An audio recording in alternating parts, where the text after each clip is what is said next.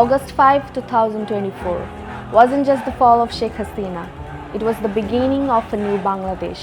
For many, it was a hope, a fresh start, a chance to rebuild. But it was also the beginning of something else too: chaos. But with every beginning comes its own storm. As Bangladesh moved forward, Hasina and her family refused to be left behind. What followed was a whirlwind of chaos: mysterious phone calls, wild accusations, political theatrics, and desperate attempts to reclaim power.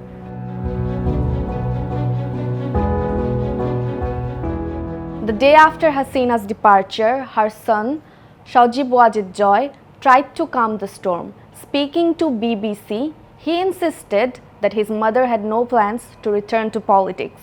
But within hours, he flipped the script in an interview with WION, claiming that Bangladesh was turning into another Pakistan, that his mother was heartbroken over the public's reaction to her exit. A few days later, Joy flipped again and threw out another statement. If the interim government announced a date for the next election, Hasina would return. This sparked immediate debate. Was she plotting a comeback, or was this just another desperate attempt to stay relevant? Then came the strangest chapter. A series of phone calls began surfacing on social media, allegedly from Hasina herself. In these calls, she claimed that she never actually resigned, accused Nobel laureate Muhammad Yunus of illegally taking over, and urged her followers to stay strong. One of the most bizarre claims: a plan to stage protests using images of Donald Trump. She reportedly told her supporters to march with Trump posters and placards after US election. If any violence erupted, she planned to send those images to Trump himself, hoping for some kind of international intervention.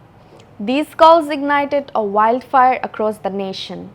But were they really from Hasina, or were they deepfake recordings, AI-generated deception? No one knew for sure. What was certain was that these calls caused enough unrest that at least 11 people were allegedly arrested for following her phone call orders or talking to her. As the situation escalated, Indian media seized the opportunity, spreading a misleading narrative. They claimed that those arrested were Trump supporters marching with his posters. This propaganda quickly gained traction, making the situation even more confusing.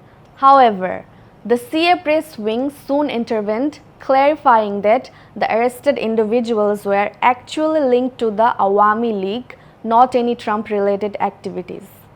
As the chaos for Hasina's presence mounted, India finally spoke up. India's Foreign Secretary Vikram Misri made it clear that India did not support Hasina's criticisms of the interim government. He also claimed that she had been using a personal communication device to make these calls, a theory that only added to the growing paranoia. As Bangladesh was progressing towards the new era, Hasina's family faced their own reckoning abroad. In the UK, her niece, Tulip Siddiq, resigned as British Treasury Minister after repeated controversies about her financial connections to Hasina's now fallen government came to media. Meanwhile, fresh corruption allegations surfaced against Hasina's sister, Sheikh Rehana, casting an even darker shadow over the once powerful family. Then came the final spark. Hasina's supposed directives were leading to a nationwide strike planned for February 28, 2025. But before that could even happen, something bigger exploded, literally and figuratively.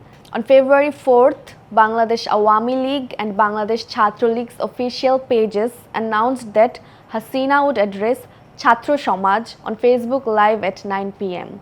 That was all it took. The nation got united once again. Protest events flooded social media, calls for a march to Dhanmondi 32 and a bulldozer rally spread like wildfire. Then the unthinkable happened. Enraged crowds stormed Dhanmondi 32, once a sacred symbol of the Sheikh family's legacy. and demolished it. It had served as a museum, a tribute to Hasina's father, Sheikh Mujibur Rahman. Now it has become rubble.